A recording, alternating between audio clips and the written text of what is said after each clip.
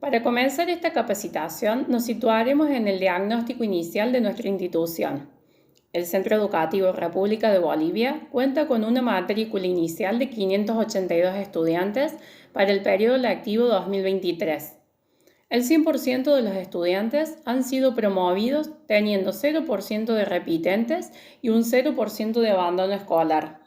Se realiza el diagnóstico tomando como líneas de base las matrículas de años anteriores, las planillas de rendimiento interno y planillas de calificaciones de la última etapa del 2021, los informes cualitativos de fin de ciclo lectivo 2022, autoevaluaciones realizadas por equipos docentes, diagnósticos situacionales áulicos del inicio del ciclo lectivo y planillas de calificaciones correspondientes al último día del ciclo lectivo 2022. Pero antes de avanzar con nuestra debilidad institucional y adentrarnos en el proyecto de fortalecimiento de matemática en el cual se busca que cada docente, teniendo en cuenta los intereses del grupo, les proponga desafíos que demanden reflexión y toma de decisiones, manteniendo un rol activo durante el desarrollo. Como apoyo, los docentes deben tener en cuenta las orientaciones para la enseñanza y la evaluación establecidas en el diseño curricular de la provincia de Córdoba. Apoyándonos en el capítulo 3 del libro El ABC de la tarea docente de Beers y Palamidesi, haremos un recorrido histórico y reflexivo del currículum en Argentina. La regulación del currículum varía en función de cómo se distribuye el poder y cómo se toman las decisiones en el sistema educativo. Antes de 1800 eran las familias y la iglesia quienes se encargaban de decidir qué se enseñaba. Desde el inicio de 1900, el Estado fue quien se encargó de organizar el currículum. Con la Ley 1420, la Ley de Educación Común de 1884, fue el Estado quien, a través del Consejo Nacional de Educación, se encarga de definir los métodos y los contenidos con los cuales enseñar, utilizando el término planes y programas de estudios. Se diseñó un currículum único para todas las escuelas del país y también se seleccionaban a los docentes. En esta tradición centralizadora, los docentes eran vigilados por la dirección de las escuelas. Se controlaba el contenido y los métodos en detalle, observando principalmente los cuadernos de clases, dando poco margen de acción a docentes y a profesores, actuando solo como un funcionario que aplica las directivas oficiales, buscando controlar y poner orden en las instituciones. Al decir de Sacristán, en las primeras teorizaciones acerca del currículum, subyace un claro interés por controlarla gracias a una serie de reglas y mecanismos con el fin de hacer visible un determinado orden institucional. En 1979, los militares transfieren las escuelas primarias nacionales a las provincias y en 1990 las medias y de educación superior.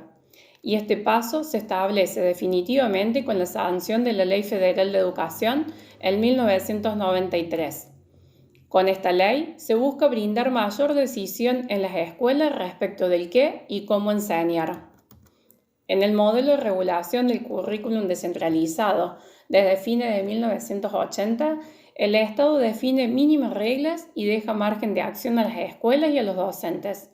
Los contenidos y los métodos de enseñanza no se establecen como únicos, sino que las escuelas los organizan buscando respetar la diversidad que se le considera un valor. Para lograr esto, se plantea de que los docentes y los directivos trabajen en forma conjunta y coordinada, pasando en reducir la distancia entre quienes planifican y quien ejecuta para así lograr los resultados. Se establece un marco curricular común a toda la Argentina, los CBC, pensando en que si se traslada un estudiante de un lugar a otro, los contenidos sean similares y promover ciertas fases comunes debido a la diversidad cultural del país. A partir de esto, quedan 3 niveles de concreción: el nivel del Estado Nacional, el de las provincias y, por último, el nivel institucional, en el que cada institución formula su proyecto curricular. Los contenidos básicos comunes plantean una organización de la enseñanza centrada en contenidos que termina siendo regulada por una propuesta de objetivos. Luego, desde Nación, con la Ley Nacional de Educación, se plantean los NAP a nivel nacional.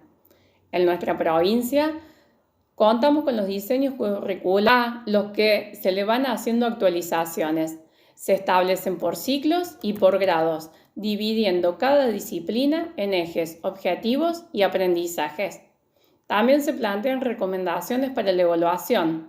Luego, se proponen los nuevos contenidos prioritarios que son un recorte de estos anteriores. Este año surge una nueva actualización que denominan adendas, que hacen foco en matemática, lengua y en cultura digital, que ya deja de llamarse TICs, sino que hace referencia más a un lenguaje de programación. Como plantea Sacristán, el currículum es un texto que represente y presenta aspiraciones, intereses ideales y formas de entender su misión en un contexto histórico muy concreto, desde donde se toman decisiones y se eligen caminos que están afectados por las opiniones generales, las económicas, las pertenencias e inspectores medios culturales, etc.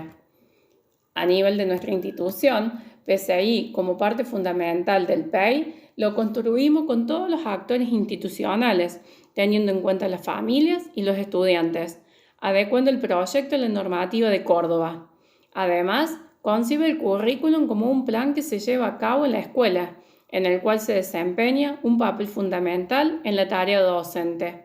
Permite llevar una organización, control de las actividades que se van a desarrollar dentro del proceso educativo, con el fin de conducir o realizar las acciones escolares para alcanzar los objetos. En la actualidad, el currículum se define en un contexto de muchos cambios sociales, tecnológicos, culturales y debemos adaptarlo al contexto en el que esté inserta la escuela y, por supuesto, a las líneas de la política educativa en la provincia de Córdoba. Nuestra postura en relación al currículum se corresponde a lo que plantea ALBA, pensando que el currículum responde a una dimensión ideológica, institucional y didáctica áulica. Vemos cómo el sistema educativo descentralizado en la actualidad no mira lo que se les da y cómo se hace, sino que mira los resultados en las evaluaciones PISA o Aprender, en la que los estudiantes son evaluados con una serie de preguntas que llegan a la escuela sin que el docente y los directivos lo vean antes. Para ir finalizando, Sacristán sostiene que el currículum es uno de los núcleos de significación más densos y extensos para comprender la educación en el contexto social, cultural y entender las diversas formas en que se ha institucionalizado.